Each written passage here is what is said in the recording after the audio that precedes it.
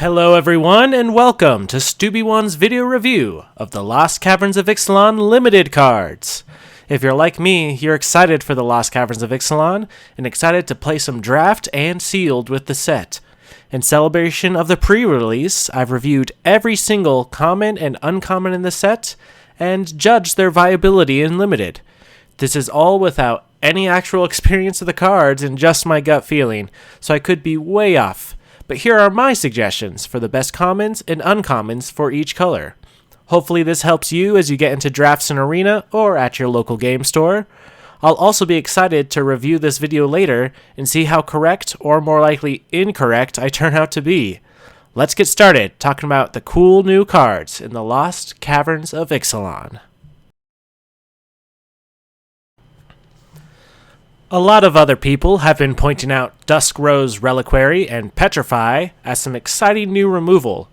I think those are obviously good, but what other cards could make an impact? I'd like to give an honorable mention to Miner's Guidewing as a 1-mana 1/1 flying vigilance with a pretty good death trigger. Just seems like a lot of great value stapled onto a 1-drop. But let's see what I said about the top 3 white cards in my mind. Guardian of the Great Door is a 2-mana 4/4 flyer. Sounds too good to be true, which it kind of is, because you also have to tap 4 additional untapped artifacts, creatures, or lands. So it could be a 6-mana 4/4 flyer, which is not that great, but I think with all the artifacts floating around, the opportunity to make creature tokens, the little creatures on the ground, you're going to be able to get this out pretty consistently and pretty easily for less than 6 mana, and a 4/4 fly in the air, it's just going to end games of limited. Next up we have Market Gnome, a 1-mana 0/3 artifact creature. Most importantly, when it dies, or if you exile it while you're crafting something, you gain a life and draw a card. I think that's just a really good 1-drop, good blocking, and definitely get some value. Really good in the sacrifice decks, really good in the artifacts decks. I think it's just a really great creature that's going to see a lot of utility.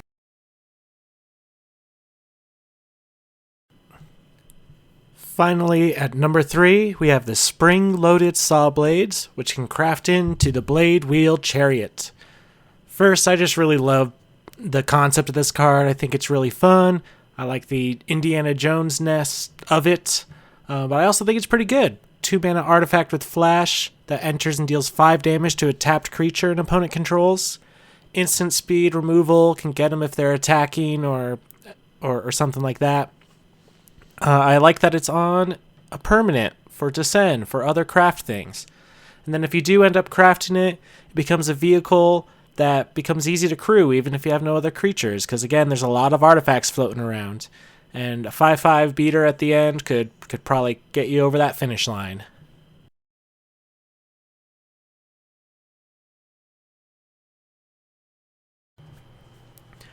As we start to look at blue, I want to give an honorable mention to River Herald Scout and the other similar exploring merfolk on ETB.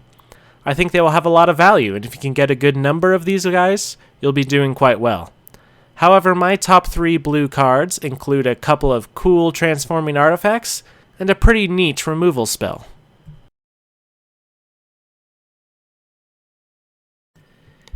Eaten by Piranhas is 1 and a blue for an enchantment with flash that enchants a creature, and that creature loses all abilities and is a black skeleton, base power and toughness 1/1.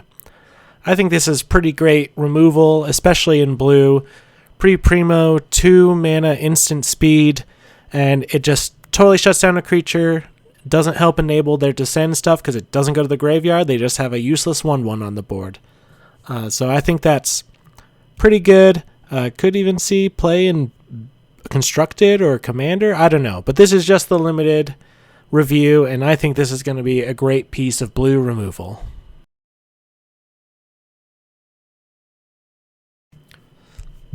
Next, we have Lodestone Needle, which transforms into Guidestone Compass. It's 1 in a blue for another flash permanent, this time an artifact. When it enters the battlefield, you tap up to 1 target artifact or creature and put some stun counters on it. Then you can craft it with an artifact for 2 and a blue into the Guidestone Compass, which just has 1 and a tap. Target creature you control explores. So I think another kind of tempo play, add instant speed to stop something from attacking you. And I think this will be fairly easy to craft. And once it's there, getting to explore every single turn for the cost of 1 mana, that seems pretty good. That's like a map token, but you got to use it over and over and over again.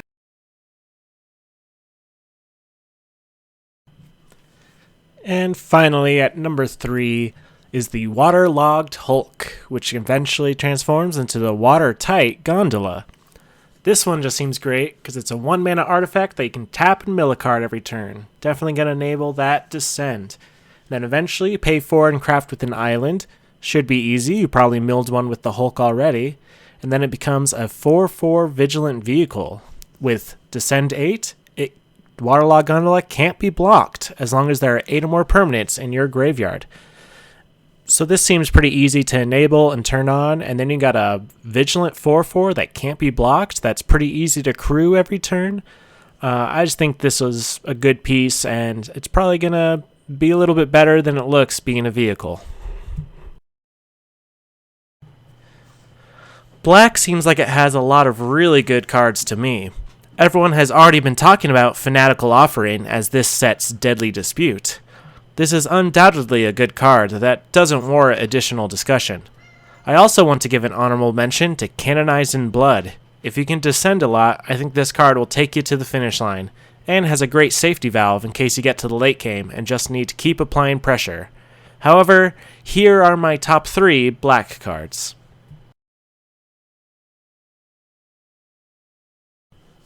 First on our list of black cards is Defossilize. 4 and a black for a sorcery. Return target creature card from your graveyard to the battlefield. That creature explores, then it explores again. In a lot of past limited sets, we've had 5 mana recursion, and this seems pretty good, straight to the battlefield. But this is even better than most of those other ones, because it makes that creature explore twice. So it's either growing it by 2 or getting you some extra card value if you bin some cards to the graveyard or are able to get some lands in the hand. I just think this seems really great, and unlike a lot of the other recursion in this set, this one doesn't put a finality counter on it. So theoretically, if it dies, it goes back to your graveyard to either recur again or help your descend count.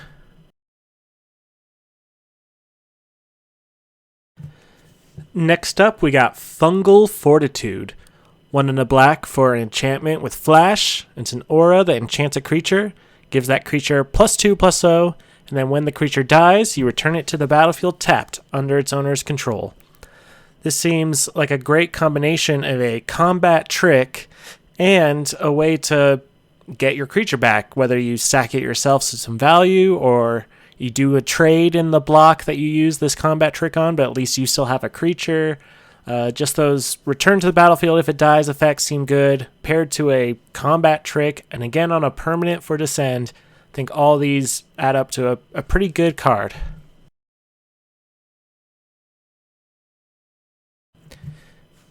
Coming up in 3 as the best black limited card is Soul Coil Viper. 2 and a black for a 2/3 snake that you can pay a black and tap it to sack it, and return a creature card from your graveyard to the battlefield with a finality counter on it. Get it down early, and then you just pay 1 and turn it in for a creature card from your graveyard. I think that's pretty cheap recursion, the cheapest you're going to get in a limited set, certainly.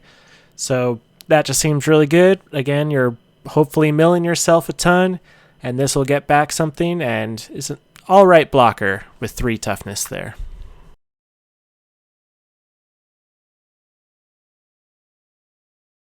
Red has a really good reprint in Limited in Abrade, and one of the best combat tricks in my mind with Dreadmaw's Ire. However, the top 3 red cards I want to point out include a couple of dinos and a permanent that is mimicking a staple red sorcery.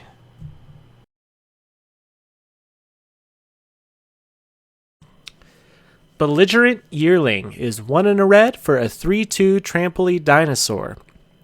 I might be somewhat biased towards dinos, I do love them, but I still think this is pretty great for a 2-drop. 3/2 tramples is slightly above the curve, and the fact that whenever another dinosaur enters the battlefield, you may have belligerent yearling's base power become equal to that creature's power could be pretty big game. Especially if you play a big 6-power dino, all of a sudden you have a 2-mana 6 trampler. That seems pretty great to me.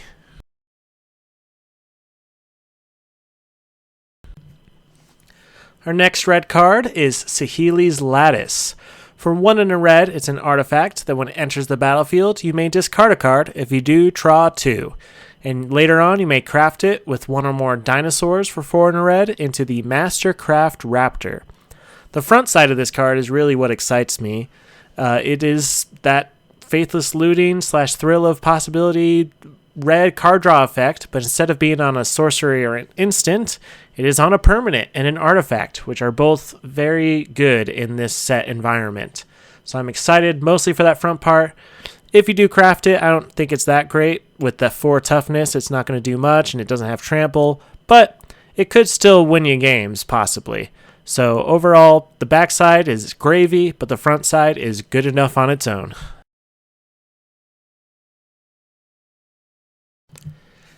Closing out our red cards, we have Seismic Monstrosaur. 4 red for a 6/5 dinosaur with trample. You can pay 2 in red, sack a land to draw a card, and Mountain Cycling 2. There's a whole cycle of these land cycle dinosaurs, and I think they're all really great, actually. If you're in the right colors, if you care about stuff in the graveyard, throw them in there. Because either they'll be a great big beast at the end of the game, or you get them out early, make sure you hit your land drops, and it's in your graveyard for later.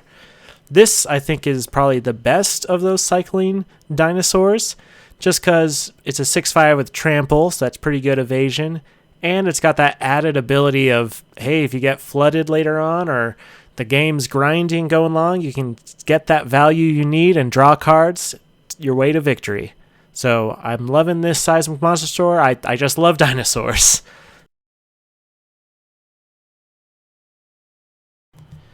Finally, we make it to green. I know a lot of people really love that Poison Dart Frog, and how couldn't you? I mean, look at it. It also seems like a pretty good card. I also want to give an honorable mention to 2 6-mana dinosaurs, Cavern Shaker and Earth Shaker Dreadmaw. I think both are really good for different reasons. One has just a lot of options stapled onto it with a pretty good ETB, and the other is the new and improved Colossal Dreadmaw with potential card draw stapled on. I really like both, but my top 3 green cards for Limited are less splashy, but still give you a lot of value.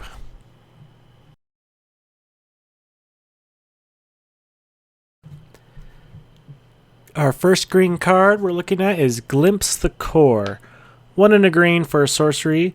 You choose 1, search library for a basic forest card, put it onto the battlefield tapped, or return target cave from your graveyard to the battlefield tapped.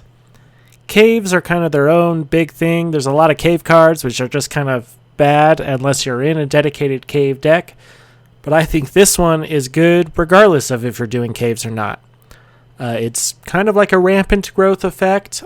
You're limited to just a forest, so it's not going to mana fix you, but still, 2 mana land ramp in Limited seems very strong to me.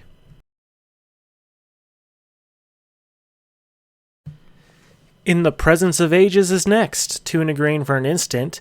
You reveal the top 4 cards of your library. You can put a creature card and or a land from among them into your hand, the rest into your graveyard. 3 mana, most likely draw 2 at instant speed. That's pretty good rate, plus putting other cards into your graveyard, helping that descend, which green is definitely wanting to do that. So this just seems like a good all-around piece of card advantage. The final green card we'll talk about today, and our final monocolored card, is Twists and Turns.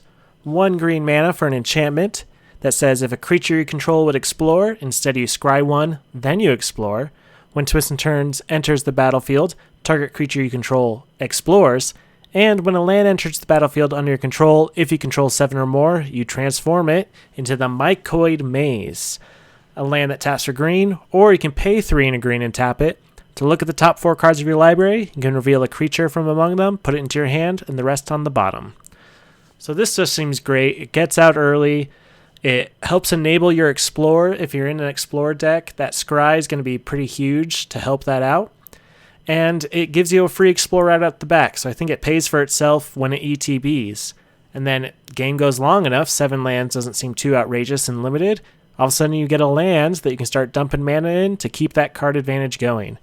This one seems cheap, easy to just throw into pretty much almost any green deck, and you'll get some value out of it. I really like this one a lot.